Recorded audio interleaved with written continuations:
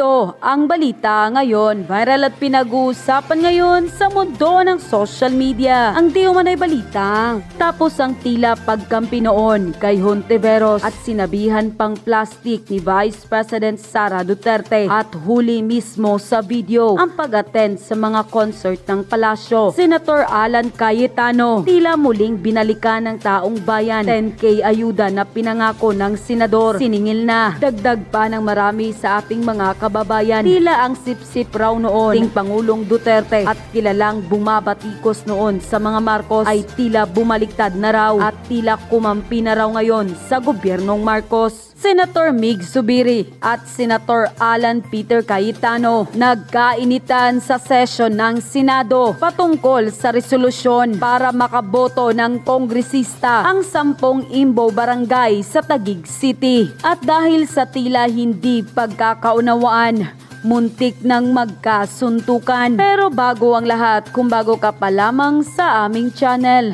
please huwag kalimutang mag-like, subscribe at i-click ang notification bell para mas maging updated ka pa lalo sa lahat pa ng bagong video na i-upload namin. At eto na nga mga kababayan, nag-viral nga sa mundo ng social media ang isang video kung saan tila nagkainitan si Senator Peter Cayetano at Senator Mig Zubiri na halos tila magpang-abot na silang dalawa. Nagtalo di umano ang dalawang senador ukol sa resolusyon para sa 10 Imbo Barangay sa Taguig City, saan sa plenary session na ginawa sa Senado, hiniling ni Senator Peter Cayetano na aprubahan ang kanyang concurrent resolution number 23 kung saan hinihikayat ang COMELEC na isama muna ang 10 Imbo Barangay sa Taguig City sa dalawang legislative district ng Taguig para makaboto sila ng kongresista sa darating na eleksyon. Ngunit nila umalma si Senator Zubiri dahil hindi daw ito simpleng resolusyon lamang kundi isang concurrent resolution na dapat pag-aralan muna nilang maigi na maaari pa nilang talakhayin sa susunod na araw. Ngunit iginiit ni Senator Peter Cayetano na simpleng resolusyon lamang ito dahil sa Supreme Court ruling. Hindi na ito'y tinuturing na batas ang isang concurrent resolution na inaaprubahan ng Senado at Kamara. At dito na nga nagsimulang magkainitan dahil tila nagmamadali din si Senator Peter Cayetano na maaprubahan ang resolusyon na ito dahil huling araw na daw ng sesyon ng Senado ngayong Miyerkules at tila nangangamba siya na biglang mawala ng pasok dahil sa pag-ulan at pagbaha at nang sinuspinde na ni House Speaker Chis Escudero ang plenaryo ng sesyon para sa paliwanagan. Lang nawala ang live telecast sa YouTube ay may nakakuha naman ng video sa loob ng Senado kung saan tila nagkainitan na ang dalawang senador at tila muntik nang magpang-abot at makikita din sa nag-viral na video ang tila pagpapaliwanagan ng dalawang senador hanggang sa tila uminit ang ulo ni Cayetano at napasigaw kay Senator Zubiri na wag daw itong sisigawan na tila muntik nang magkasuntukan nang bitawan ni Senator Peter Cayetano ang hawak nitong ballpen hanggang sa inawat sila ng mga kasamahan nila sa Senado at sa huli nang bumalik ang sesyon ay nagkapatawaran naman ang dalawang magigiting na senador. Nang lumabas ang balitang ito ay hindi naman mapigilan ng marami sa ating mga kababayan na madismaya at tila muling binalikan si Cayetano sa mundo ng social media. At ayon pa sa kanila, dati saludo ako for Cayetano since he is under good governance, pero ngayon hindi na. Naging balingbing na siya. Nag-iba na rin ang pananaw niya as politician. Si Cayetano kasi kung saan malakas doon yan sasakay. Balingbing ang 10,000 kada pamilya. Sip na Cayetano, dati maka Duterte, now BBM na naman. Playing safe talaga. Talagang magaling na senador si Cayetano. Kaya lang, isa sa mga nagpatunay ng totoong laro ng mga politiko. Kung sino ang nasa taas, doon ka kumapit kahit hindi na tama ang ginagawa. Noon kasi maka Duterte, pero ngayon kumakapit na rin kay PBBM kahit naklaro pa sa sikat ng araw. Pa concert lang kasama si Cayetano. Tapos tinatabunan ng media ang totoong kalagayan ng bansa. Sabi daw tumaas ang ekonomiya ng Pilipinas, pero ang totoo, nagbenta ng ginto, tumaas pa ang trilyon ng utang ng bansa. Puro pa ayuda kahit walang malaking sakuna. Halatang nagpapatrending sa pamumulitika sa mga Duterte para hindi mahalata ang ginagawa nilang kabulastugan. Kawawang Pilipinas, puro pansariling interes ang nakaupo ngayon sa gobyerno. Basta pera nga naman, pati mali, ginagawang tama. Grabe ka, Cayetano. Klaro pa sa sikat ng araw na sinubukan mo pang ipagtanggol ang PhilHealth Queen. Ayan tuloy, nasupalpal ka tuloy ni VP Sara Duterte namin. Yan ang bagay sa'yo. Tila tuluyan ka ng bumaliktad, Cayetano. Nagtatanong lang po, bago ka magmagaling, nasaan na yung 10K ayuda na pinangako mo sa amin? Ang dami ng taong nakalipas, until now wala pa din. Naunahan ka na lang ni Tamba sa mga ayuda. Mas mabuti na talagang lumabas na ang totoo mong kulay para malaman ng taong bayan kung sino ang karapat dapat iboto sa susunod na eleksyon. Kakahiya kayong dalawa ni Risa. Hoy boy, 10K, mahiya ka naman. Unahin mo muna ang 10K ayuda na pinangako mo sa taong bayan bago ka magmagaling dyan sa Senado. Tila hindi ka na nahiya sa mga Duterte. Matapos kang tulungang manalo bilang senador, nakuha mo pang ipagtanggol ang PhilHealth Queen. Bagay lang talaga sa iyong tawaging boy 10K dahil isa ka din palang manggagamit. And call. Napakansert na naman. Ayun si Pedro, oh. Tingnan niyo si Alan Peter Cayetano, mga kababayan. Parang humihingi ng atensyon kay Madam Admiral. Oh, hindi pinapansin, mga kababayan, oh. Siya talaga ang, ma'am. Oh, hindi pinapansin, mga kababayan. Yan ang ulo ni Cayetano, oh. Naki-join sa concert. Oh, pansinin mo naman, Admiral. Oh. Oh, yan, nakita na si Cayetano dahil, ma'am, please, ako naman ang pansinin mo. Pahingi ng pa-notice naman, Lodi. Oh, loads na. Mayo dati-rati, ang grabing birada mo sa mga Marcos. Oh, ngayon, oh. Joiners na, mga kababayan. Oh, tapos, itsapwera lang sa tabi, mga kababayan. Pinansing na siya, oh. Usap-usap na sila, mga kababayan. Cayetano, nasaan na yung mga birada mo sa mga Marcos? Oh. Akala ba namin, Cayetano, ikaw ang maaasahan namin sa paglaban nitong mga ginagawa ng mga Marcos? Nasaan na yung pinagsasabi? Yes, okay. Ngayon po yung last day of deliberation sa budget, although they're still hoping na magpapakita po kayo. If first come to worst na talagang mapako na po sa 733 million lang po ang ma-approve, what can the OVP do with that budget, ma'am? We will see. Sinabi ko naman na noon, no, yung rason kung bakit hindi na kami mag-participate sa budget deliberations ng Office of the Vice President dyan sa House of Representatives. Dahil nga sinabi ko na dalawang tao lang naman yung nag-decide dyan, Congressman Zaldico and Congressman Martin Romualdez. At sinabi ko din yung proof ko kung bakit sila lang dalawa. And may paper trail yung sinabi ko against them. Sa 700 million, we will see kung ano yung maiwan, and then we will work around that budget of the Office of the Vice President. Pero definitely, tutuloy pa rin yung trabaho, anuman ang budget ng Office of the Vice President. But then again, ma'am, hindi pa naman po yung final kasi di ba meron pang sa Senate. So, hahabulin niyo ba, ma'am, sa Senate? Kayo ba ay magpapakita na doon during the deliberation? Yes, meron. Nag-aantay kami ng schedule galing sa Senate for the plenary budget hearing ng Office of the Vice President. So, a-attend kami dun. Pero wala na kaming expectation na mahabol pa yan. Kasi nga, sinabi ko doon sa interview ko, pagdating sa bicameral, kung nasaan nandun na yung dalawa, the Senate and the House of Representatives, wala ding nasusunod doon except si Zaldico at si Martin Romualdez. At ang example ko niyan ay yung attached na list, no? Sa classrooms ng Department of Education na kahit pa man tinanong ng mga senador, nandun pa rin siya sa final draft and nandun pa rin siya sa General Appropriations Act. At ang isa pa doon na example ko sa inyo na sila linig naman ang nasusunod doon, yung kaguluhan nila at sagutan nila sa AKAP. Wala yung AKAP, di ba? Nakita na lang nila yung AKAP sa bike camp. At sinasabi ni Zaldico, hindi, pumirma ang mga senador eh. So, yun yung example ko na, yun yung proof ko na dalawang tao lang nasusunod dyan. Si Zaldico at si Martin Romualdez. But despite that, ma'am, sure na yung inyong attendance was sa Senate deliberation? Yes. Kahit alam mong, if first come to worst, talagang yun ang makukuha ang budget ng OVP. Opo, oo. Sigurado yung attendance namin. In fact, kahapon, na-discuss namin dyan sa chief staff na opisina, kung ano yung date para ma-block namin yung date ng plenary ng Senate. But apparently wala pa daw mga schedule, so nag-aantay kami. Ma'am, last po, yung show cause order po na pinalabas po ng Committee ng Good Government sa ilang mga OVP officials po. Opo, nabanggit kanina noong nagmo-monitor ng hearing na meron ng show cause order yung ibang mga personnel ng Office of the Vice President. Sabit lang namin sa aming legal dito sa OVP, meron naman kaming legal division, and then we will ask our lead lawyer to come up with a legal opinion. Next, there's a follow-up question from Bea regarding the OVP budget. Hi ma'am, good afternoon po. Bea Peniza from Bomba Radio po. May I ask po ma'am, given the budget nga po na 700 million, napatak po tayo sa mga ganong digits, sa paglilibot niyo din po kasi sa mga lalawigan, ano po yung mga urgent matters or urgent concerns na napapansin niyo na kailangan talaga ng mga sambayan ng Pilipino? And paano niyo po ito mafufulfill given that budget po? Ang Office of the Vice President naman kasi, it's complementary yung mga projects namin sa iba't ibang departments ng gobyerno. Meron kaming tally dito sa Office of the Vice President kung gaano kadami yung mga nag-a-access ng projects at ano yung mga projects na ina-access nila.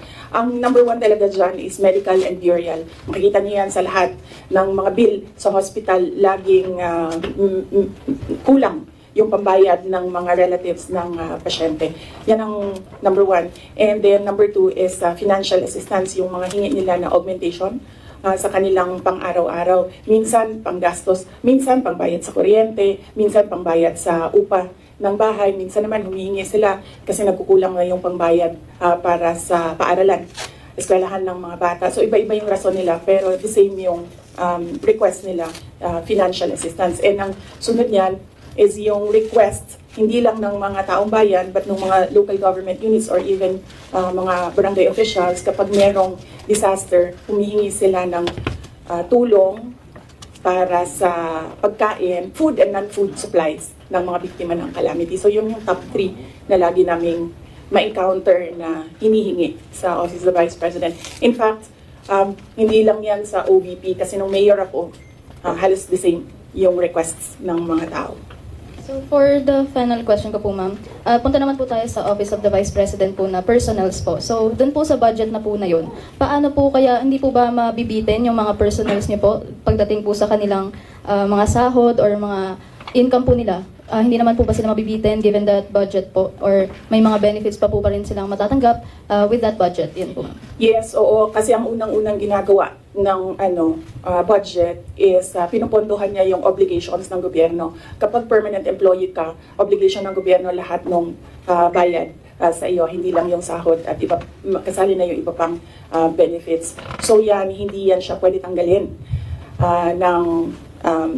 ng paggawa ng GAA, ng General Appropriations Act. So on that point, kung mawawalan ba sila ng sweldo at benepisyo, hindi. Kasi obligation yan ng government sa employees ng government. It's not the same for those na contracts or hindi sila employees ng government. Hindi guaranteed yung budget para sa kanila. Thank you very much po ma'am. Okay. Next question, Bongs Magsumbol, Rappler. Good afternoon, VP. Yes. VP, as we're speaking right now po, mayroong ongoing House probe. Actually, minutes ago, former Undersecretary Gloria Mercado says you gave her envelopes containing 50,000 each from February to September 2023 when she was with Hope for the Health Orchestrate Positive Learning, a DepEd project. She believes it could be to influence her decision as Hope. Your response po? Dapat siguro kung mag-akusa siya ng ganyan, dapat may papel siya. Tulad ng ako, pag inaakusahan ako, pag sumasagot ako, binibigay ko yung papel. Gloria Mercado is a disgruntled former employee of the Department of Education. She was let go because of loss of trust and confidence sa Office of the Secretary. Una niyang ginawa, well, hindi ko alam kung anong nauna, pero naka-strike 2 siya sa akin. Ang una niyang ginawa, nag-solicit siya ng 16 million pesos sa isang kumpanya on paper using my name without any authorization from the Department of Education. Bibigay ni JC sa inyo mamaya yung papel. Nakalagay doon. Pangalawa, noong nag-school visit ako sa Cebu, merong lumapit sa akin na teacher. Sabi niya sa akin, Inday Sara, masakit sa loob namin na mga teachers kami na nasa field. Tapos merong humahawak ng teacher items na wala dito sa aming probinsya o wala dito sa aming region. So, pinakwento ko siya. Iyon naman yung purpose ng aking mga school visits, di ba, sa iba't ibang lugar na bansa. Sabi ko, one-on-one tayo, kwento mo lahat sa akin. Ano? And then it turned out, ang HR mismo ng Department of Education, our undersecretary, took a teacher item from Region 7, nilagay niya sa central office for a non-teaching task. Ginawa niya ang executive assistant niya. Ang apelido nun, Villar. Meron niyang paper trail. So, nung bumalik ako sa central office, tinanong ko, totoo ba na meron tayong teacher item galing sa Region 7 na nandito sa atin? Totoo daw, nasa HR. HR pa mismo ang gumawa ng parang injustice sa teachers namin sa field. So, on that second point, hindi ko na pinalampas. Sinabihan na siya na there is loss of trust and confidence. And you should go. And then she said na, pwede bang mag-retirement na lang ako instead na paalisin ninyo ako. Kasi ang tagal ko na, matanda na ako. And then sinabihan siya, okay, sige. You go. So she's a disgruntled former DepEd employee. At yan yung dalawa na rason kung bakit siya pinaalis. May papel yung 16 million na solicitation niya. May papel yung teaching position sa Region 7 na kinuha niya. In my experience sa kanya, ayoko, factual lang ako ayoko atakihin yung pagkatao niya. Pero when she was HR of the Department of Education, meron kasi akong time dyan for our USEX and ASEX na hindi execom. So, pinapapunta ko yan sila kung sino man yung merong concern, sino yung may problema, pumunta kayo sa akin, mag one-on-one tayo. So, one of those times na one-on-one kami, siniraan niya yung isang USEC, isang ASEC ng Department of Education. Bago pa lang kami nun.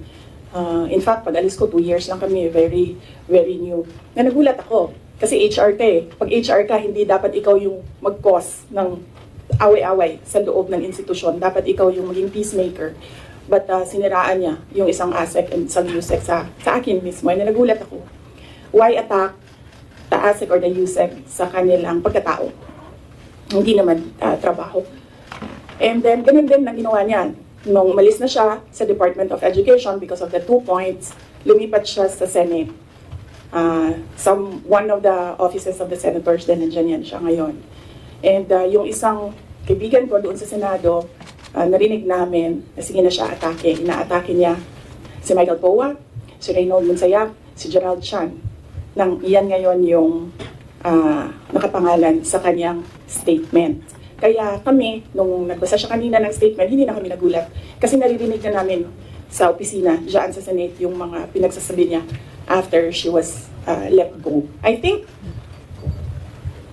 hindi lang siguro niya matanggap na kasalanan niya kung bakit siya pinalayas sa Department of Education. Pero hindi din talaga namin matanggap na magsusolicit ka sa isang private company on paper 16 million. And then, kukuha ka ng teacher item sa field, gagawin mong EA sa central office. Hindi pwede yun. VP, in relation to that, since you brought up yung names po ni Attorney Poa and Attorney Monsaya. So, during the probe earlier, she said that yung reason daw kung bakit daw siya nilet go ng DepEd nyo po was that she disagreed daw with Attorney Monsayak's suggestion that bidders in the DepEd computerization program just discuss it among themselves to avoid failed bidding.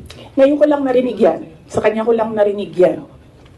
Pero ako ang nagsasabi, kasi I was the one who fired her out of the Department of Education. Yung dalawang rason na yon, ang rason kung bakit siya pinaalis sa Department of Education. And as I said, may papel yon. Ibibigay namin sa inyo ang papel. Ang HR record ni Villar, nasa Department of Education din. In fact, hanggang ngayon si Villar nasa region. Kasi sinabihan niya yung region bago siya umalis na ilagay yan sa region, wag yan sa teaching position. Pero that person is holding a teaching position. Any more questions regarding the HR probe? MC, Deputy Inquirer. Hi ma'am, good afternoon.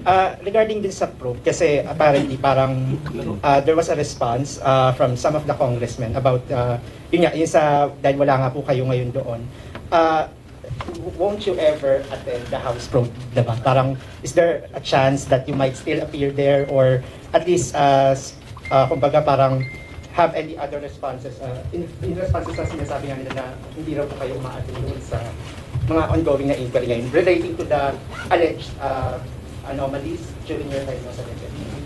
Opo. Nasabi na po namin doon sa opening statement ko kung ano yung sa tingin ko ginagawa ng House of Representatives. And lahat naman sa mga sinabi ko, meron kaming basihan.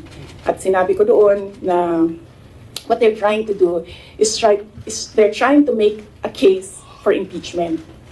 Kasi last year pa yan nila gusto talagang gawin. They're trying to make a case for impeachment. Dahil wala silang ebidensya, ang ginagawa nila, nag-fishing sila dito sa mga tanong sa loob. Kung maririnig nyo, di ba mali? Di ba mali? Ginagano nila yung sumasagot na COA resource person. And of course, ano lang ba ang rank and file? Siyempre, congressman yung kaharap mo. Di sasabihin mo, oo po, may mali. When in fact, ilang beses na kami sumagot, we are fully cooperating with the audit process and we are answering and filing our comments in all the cases before the Supreme Court. In fact, kung mag-file pa sila ng kaso pa, sasagutin namin yan sa korte, pero hindi doon. Kasi kung gusto nila mag-impeach, huwag nila kunin sa akin sa mga bias na tanong nila sa akin ang gagawin nilang impeachment. Kanina, sa tanong mo kung a-attend pa ba ako, we take it one hearing at a time. So, when we receive an invitation, we study, una-una, pinapadala siya sa legal, pinag-aaralan namin, dinidiscuss namin dito sa opisina with the personnel. And then, tinatanong namin yung mga personnel. Like in the case of this invitation, nakapangalan na sila doon and hindi na pwede ang authorized representatives. So, we sit down with them and we ask them, ano ba ang gusto mong gawin? So, depende sa sagot, yun ang sinusuportahan namin. Ako as head of the agency, sinusuportahan ko kung ano yung gusto. Right now, walang gustong pumunta doon sa kanila. Kasi ang concern ng lahat is yung pamilya nila. Sa kanila daw sarili, walang problema because they are government employees. So, makakasagot sila. Ang hindi daw nila makontrol is yung paninira sa pamilya nila. At yun ang concern ng lahat ng employees ng dito ng Office of the Vice President.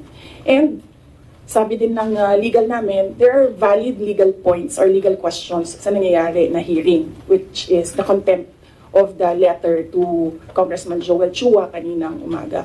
Unang-una doon, yung privileged speech mismo ni Congressman Valeriano nagsabi ng unverified claims. So paano ka magagawa ng hearing based on unverified claims?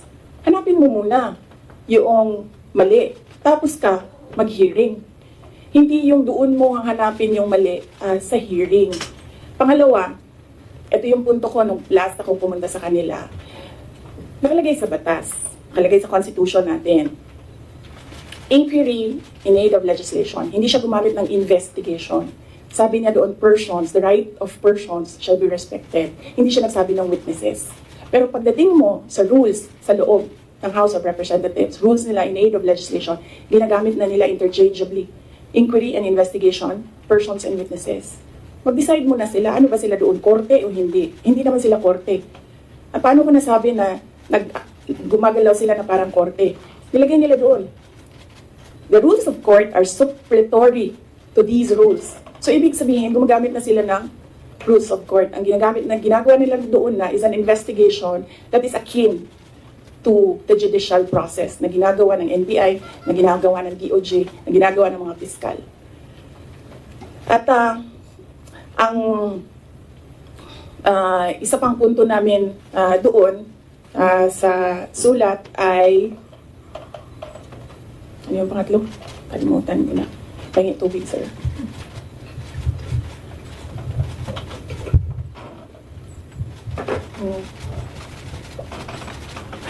Okay.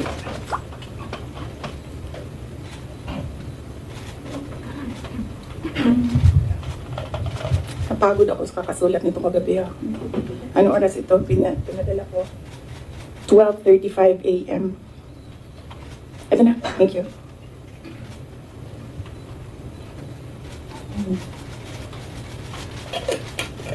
Yeah. Ito yung isang punto ko dyan. Nakalagay doon sa Constitution.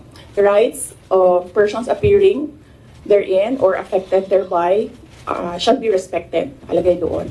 So, ibig sabihin, dahil in aid of legislation lang ito at hindi naman ito prosecution or investigation, ibig sabihin, pwede humindi ang tao. Di ba? Kasi, ayaw ko sumali sa pag-craft ng legislation nyo. Bakit nyo ako pipilitin? Di maghanap kayo ng ibang resource person. Ang dami namang previous vice presidents dyan. Napakalapit ni former President Gloria Arroyo sa kanila. Yun ang tawagin nila. Gawin nilang resource person kung meron talaga silang batas na ginagawa about sa Office of the Vice President. And then ang huli noon is sub judice. Ang daming questions nila na kaparte ng 3 cases na final sa Supreme Court na dapat hindi pinag-uusapan sa labas ng korte.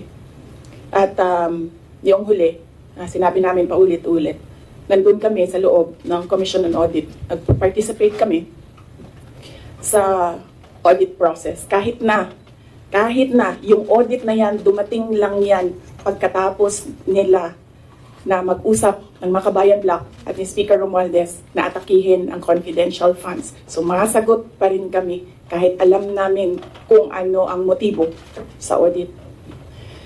So, yes. Anong tanong mo, sir? Kalimutan ko.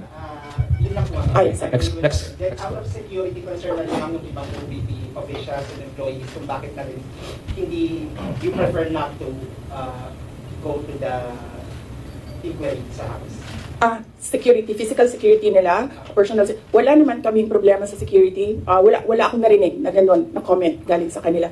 Lahat nagko-comment na maawa sila sa mga anak nila. Okay, so out of family. Next question, Red Mendoza, Manila Times. Good afternoon po, Ma'am. Red Mendoza po from the Manila Times. Ma'am, si Congressman Jill Bongalon of the Ako Bicol Party List said na kung hindi naman daw po kayo interested sa trabahong ito, mag-resign na lang daw po kayo. Sabi din po ni Kong David Suarez, Deputy Speaker David Suarez, na most of the congressmen felt na the Vice President, kayo daw po, with all due respect, ma'am, sabi po, mag-resign na lang daw po kayo kasi parang hindi kayo interested sa trabaho, ma'am. Ano po ang inyong masasabi dito sa sinabi ng quote-unquote young guns of the Congress? Oo. Actually, kung mapapansin nyo, hindi ako nakikipag-usap sa kanila. Nakikipag-usap lang ako kay Zaldi Coach at kay Martin Romualdez. Pero pagbibigyan kita, Red? Yes po. Yes, pagbibigyan kita. Gusto nila mag-impeachment, diba? So apparently, pakiramdam ko at sa tingin ko sa mga nangyayari, wala silang kaso for impeachment. Kaya sila nandyan. Kaya sila sige hanap ng kung anong gagamitin nila. Ngayon, ang track ni Franz Castro, ni Trillanes, is impeachment. Gumawa sila ng isa pang track na resignation. Parang papalabas nila, impeach ka namin for wrongdoing, whatever. And then, itong isang grupo na ito, umalis ka dyan. Kasi kapag hindi ka umalis, kapituko ka. Pero, hindi naman kasi ako sasagot sa young guns. Dahil, kailangan ko sumagot sa 32 million na bumoto sa akin. Hindi sa isa or dalawa na tao. Kaya, hindi ako aalis dito. Dahil nilagay ako ng mga tao dito, believing that I will work for the country. And that is what we did. We worked. Follow-up lang po, ma'am. Kasi pakiramdam daw po nila, ma'am, meron daw po mga section ng 32 million ang nawalan na po ng tiwala sa inyo. And specifically po, from the Marcos loyalists who voted you po with the tandem of your ex-friend, President Bongbong Marcos. Ano pong inyong pakiramdam po, ma'am, na parang yung iba po sinasabi ay quote-unquote nabudol dahil sa inyong tandem, ma'am? Hindi ko nasasagutin yan. That needs a sit down. Next. Next question, Ms. Giselle. Okay. GMA News Online. Good afternoon, ma'am. Regarding your Calaguas trip po, ma'am, can you give any clarification regarding this? Kasi may mga nagsasabi daw po na during or before no House plenary deliberations, nag-beach trip daw po kayo. Doon ako sa Calaguas. Isasagot ko nga sana yun doon sa isang question, no? I visited island barangays. And kung tatanungin niyo ako, ano yung problema. Unang-una, ganun pa rin, access to medical care. Dahil island barangays sila, usually pag nagkakasakit daw yung mga tao doon, hindi na nagpapagamot. Doon na lang din sila namamatay. Then pangalawa, internet access. Kuryente, wala silang kuryente doon, generator ang gamit nila. Pag walang capacity para gumasto sa gasolina, wala talagang kuryente doon sa gabi. At pangatlo, yung malinis na potable water. Kasi kumukuha lang sila doon sa tiningnan namin. Kumukuha lang sila doon sa parang tubod gani. Spring. Spring. So, yes. I think, nabasa ko naman yung report ng Philippine National Police. Accurate naman, tama yung lahat, ang report nila. 6:32, was it, na umalis ako doon sa Calaguas. Nung Monday po, ma'am. Ng Monday, yes. 6:32 ng Monday, umalis ako doon. Ang budget hearing started 10 a.m. So tama din ako. Walang budget hearing na nangyayari at 6:32 a.m. Walang congressman magigising ng 6:32 a.m. para magtrabaho. Ang gumagawa lang ng ganyan ang mga executives na hindi natutulog para magtrabaho. At yun na nga mga kababayan, ano na ang masasabi mo? Kung mayroon kayong hinaing at komento patungkol sa balitang ito, please comment down below. Pag-uusapan natin yan sa comment section. At kung nagustuhan nyo ang video, ay huwag kalimutang mag-like at i-share na din para mas marami pang makaalam at umabot ito sa marami sa ating mga kababayan. Maraming salamat po!